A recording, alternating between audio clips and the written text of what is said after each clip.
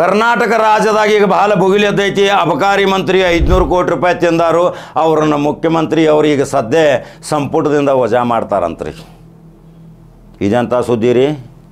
500 ಕೋಟಿ ರೂಪಾಯಿ RB Timmapur ಎಲ್ಲರೇ ಜೀವಮಾನದಾಗ ನೋಡಿದ್ದಂದ್ರೆ 4 helicopter 6 ವಿಮಾನ ತಂದ ಐಷಾರಾಮಿ ಜೀವನ ಮಾಡ್ಕೋತ ವಿದೇಶಕ್ಕೆ ಹೋಗ್ತಿದ್ದ.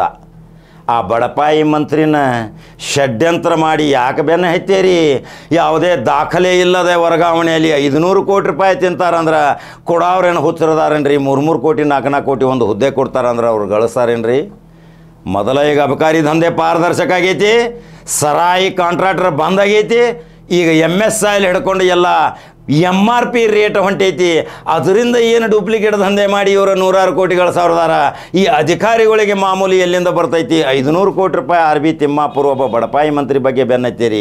ಮೊದಲ ಸಾಲದ ಸುಳಿಯಲ್ಲಿ ಇರುವಂಥ ಈ RB ತಿಮ್ಮಾಪುರ ಇತಿಹಾಸ ನನಗೆ ಗೊತ್ತೈತಿ. ನನ್ನ ಕಚೇರಿಯಲ್ಲಿ ಪದೇ ಪದೇ ಬಂದು ಇದೇ RB ತಿಮ್ಮಾಪುರ ತನ್ನ ಕಷ್ಟ ಸುಖಗಳನ್ನು ಹೇಳ್ತಿದ್ದ. ಅಂಥ ಮಂತ್ರಿಯ ತೇಜೋವಧೆ ಮಾಡೋಕೆ ಹೊಂಟಿರಿ. ಇದು ನಿಜಕ್ಕೂ ನಿಮಗೆ ಶಾಪವಾಗಿ ಪರಿಣಾಮ ಬೀರ್ತೈತಿ. RB ತಿಮ್ಮಾಪುರ ಬಡ ಜನರ ಕೂಗಿಗೆ ಸ್ಪಂದಿಸುವಂಥ ವ್ಯಕ್ತಿ.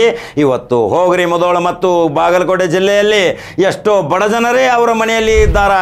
ಯಾರೋ ಐಷಾರಾಮಿ ಕೋಟಿ 2 ಕೋಟಿ ಕಾರ್ ತೊಗೊಂಡು ಯಾರೂ ಬರುವುದಿಲ್ಲ. ಬಡವರ ಜೊತೆ ಶಾಮೀಲಾಗಿ ಎಲ್ಲರ ಜೊತೆ ಸವಿನಯದಿಂದ ಮಾತನಾಡಿ ಅವರ ಚಿರಂಜೀವಿ ಅವರ ಸಿಬ್ಬಂದಿ ವರ್ಗವೂ ಸಹಿತ RB ತಿಮ್ಮಾಪುರ ಮಾಡುತ್ತಿರುವ ಕಾರ್ಯಕ್ಕೆ ಬಹಳ ಲೈಕ್ ಶೇರ್ ಮಾಡಬೇಕು ನೀವು. ಯಾಕಂದ್ರೆ RB ತಿಮ್ಮಾಪುರ ಒಬ್ಬ ಚಾಣಾಕ್ಷ ರಾಜಕಾರಣಿ, ಬಡತನದಿಂದ ಬಂದವ. ಅವೇನು 500 ಕೋಟಿ ರೂಪಾಯಿ ಗಳಿಸ್ತಿದ್ದಂದ್ರೆ ಇವತ್ತು ವಿದೇಶದಲ್ಲಿ ಬುರ್ಜ್ ಖಲೀಫಾ ಹಯಾತ್ ಅಂತ ಹೋಟೆಲ್ ತೊಗೋತಿದ್ದ. ಯಾಕೆ ತಿಮ್ಮಾಪುರನ ಬೆನ್ನ ಹತ್ತೀರಿ? ಪಾಪ ತಿಮ್ಮಾಪುರ 500 ಕೋಟಿಯ ಹಗರಣ ಅಂದರೆ ಇದೊಂದು ದೊಡ್ಡ ಷಡ್ಯಂತ್ರ. ಹಿಂದುಳಿದ ನಾಯಕ ಬೆಳಿಬಾರ್ದು. ಉತ್ತರ ಕರ್ನಾಟಕದ ಪ್ರಬಲ ನಾಯಕ RB ತಿಮ್ಮಾಪುರ. RB ತಿಮ್ಮಾಪುರ್ಗೆ ಒಂದು ಸ್ವಲ್ಪ ಧಕ್ಕೆ ಆದ್ರೆ ಲಕ್ಷಾಂತರ ಅಭಿಮಾನಿಗಳು ಅದಾರ. ರಾಜ್ಯಾದ್ಯಂತ ಹೋರಾಟ ಮಾಡ್ತಾರೆ. ನೀವು ಮದ್ಯ ಮಾರಾಟದ ಅಂಗಡಿಗಳನ್ನ ಬಂದ್ ಮಾಡ್ತಾನಂತೀರಿ. ಯಾರ ಕುಮ್ಮಕ್ಕಿನಿಂದ ಮದ್ಯ ಮಾರಾಟದ ಅಂಗಡಿಗಳನ್ನ ಬಂದ್ ಮಾಡುವ ಸಲುವಾಗಿ ಷಡ್ಯಂತ್ರ ರೂಪಣೆ ಮಾಡಕತ್ತೀರಿ? ಅದರ ಇತಿಹಾಸ ನಮ್ಮ ಕಡೆ ಐತಿ. ನೀವು ಮದ್ಯ ಮಾರಾಟಗಾರರು ಅದನ್ನು ನೀವು ಚಳವಳಿಯ ಮುಖಾಂತರ ಬಂದ್ ಮಾಡಿ ಸರ್ಕಾರಕ್ಕೆ ಆದಾಯ ತಪ್ಪಿಸುವಂಥ ಕೆಲಸ ಮಾಡಿದರೆ ನಿಮ್ಮ ಇನ್ನು ಲೈಸೆನ್ಸ್ಗಳು ಸಹಿತ ರದ್ದಾಗುವಂಥ ಪರಿಸ್ಥಿತಿ ಬರ್ತೈತಿ.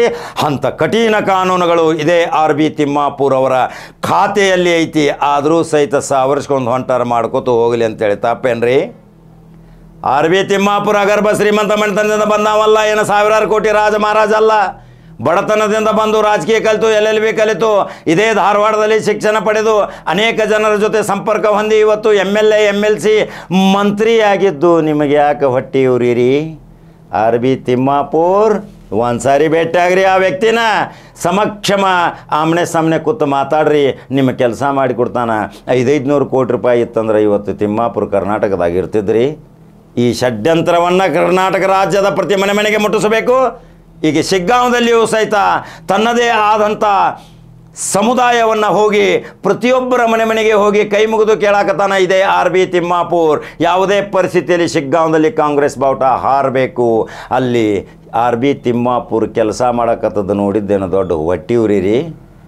ಇವರನ್ನು ತೆಗಿಬೇಕು, ಅವರನ್ನು ವಜಾ ಮಾಡಬೇಕು, ನಾ ಮತ್ತು ಮಂತ್ರಿ ಆಗಬೇಕು ಅನ್ನುವ ದುಸ್ಸಾಹಸಕ್ಕೆ ಕೈ ಹಾಕಿದ ದುಷ್ಟ ರಾಕ್ಷಸರ ಸಂಹಾರಕ್ಕೆ ಇನ್ನು ಕಡಿವಾಣ ಬೀಳ್ತೈತಿ RB ತಿಮ್ಮಾಪುರ, ಕರ್ನಾಟಕ ರಾಜ್ಯದ ಪ್ರಾಮಾಣಿಕ ಮಂತ್ರಿ.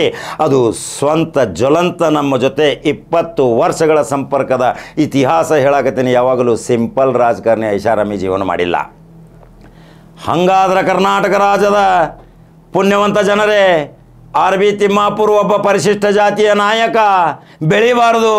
ರಾಜ್ಯದ ಚುಕ್ಕಾಣಿ ಹಿಡಿಯುವಲ್ಲಿ ಇಂಥ ನಾಯಕರನ್ನು ಈಗಾಗಲೇ ಷಡ್ಯಂತ್ರ ಮಾಡಿ ನೀವು ಎಷ್ಟು ಜನರನ್ನು ಕೊನೆಗಾಣಿಸಿದಿರಿ. ಆದರೆ ಒಕ್ಕಟ್ಟೆ ಬಲ ಅನ್ನುವ ಮನೋಭಾವನೆಯಿಂದ ತಿಮ್ಮಾಪುರಿಗೆ ಆತ್ಮಸ್ಥೈರ್ಯ ತುಂಬಬೇಕು.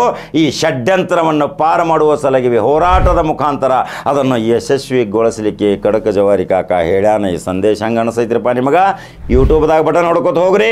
ತಿಮ್ಮಾಪುರ ಬಗ್ಗೆ ಏನು ಅನಿಸಿಕೆ ಅದಾವ ನನ್ನ ಕಮೆಂಟ್ ಬಾಕ್ಸ್ನ ಹಾಕ್ರಿ. ಲೈಕ್ ಮತ್ತು ಶೇರ್ ಮಾಡಿರಿ. ಮತ್ತೊಂದು ಕಡಕ ಸುದ್ದಿ ಹೋಗಿ ಬರ್ತೀನಿ. ನಮಸ್ಕಾರ.